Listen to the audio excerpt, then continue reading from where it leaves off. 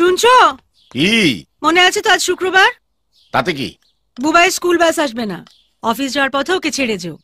আমাকে দেখলেই তোমার যত অকাজ মনে পড়ে না? এখন ওর খাওয়া শেষ হয়নি, ব্যাগ গোছানো হয়নি। আমার তো 2টো হাত। আমার কি 10টা হাত? আমার দেরি হয়ে যাচ্ছে, আমি পারবো না। দাঁড়াও, 2 মিনিটে হয়ে যাবে। সব কাজে আমাকে কেন জড়াচ্ছ? বাড়িতে তো আর একজনও আছে যে হোমেও লাগে না, যজ্ঞেও লাগে না। ওকে বলো না। একটু আস্তে কথা বলো না। কালকে অনেক রাতে টায়ার্ড হয়ে ফিরেছে, ঘুম হচ্ছে এখন। কত কাজ, সারা কুচবিহার শহরটাকে জ্বালিয়ে এখন টায়ার্ড হয়ে ঘুমোচ্ছে। ডাকো আবার তাকে। বৌদি ষাঁড়ের মতন চেঁচাচ্ছে কে? কিছু পড়েনি নাকি? পড়েছে, তবু চেঁচাচ্ছে। তুই ঘুমো বাবু। এই যে রাজা নৃপেন্দ্র নারায়ণের অপদার্থ বংশধর সূর্য নারায়ণ, এবার ওঠো। একদিন তো মানুষের ইচ্ছে হয় একটু সকাল সকাল উঠি। সকাল সকাল কারা ওঠে জানো?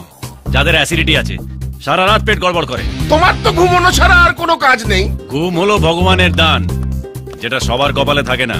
চাকরি বাকরিও ভগবানের দান, শুয়ে বসে থাকলে সেটা কপালে জোটে না। মা, আমি অফিসে যাচ্ছি।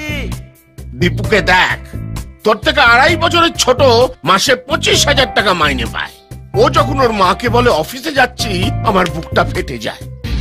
গৌতম দা তোমার থেকে 4 বছরের ছোট, উত্তরবঙ্গের উন্নয়ন মন্ত্রী, আর তুমি তার অফিসে সামান্য একটা কর্মচারী।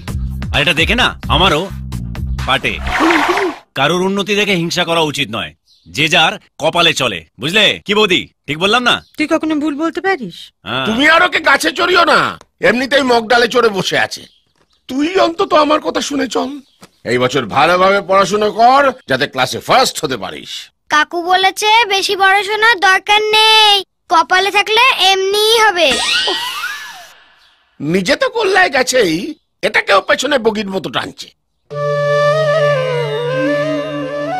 ঠাকুর, এভাবে চললে আমি পাগল হয়ে যাব। এবারের রাস উৎসবে আমার ভাইটাকে একটু আশীর্বাদ করো, যাতে ওর কপালে কিছু একটা যেন জোটে।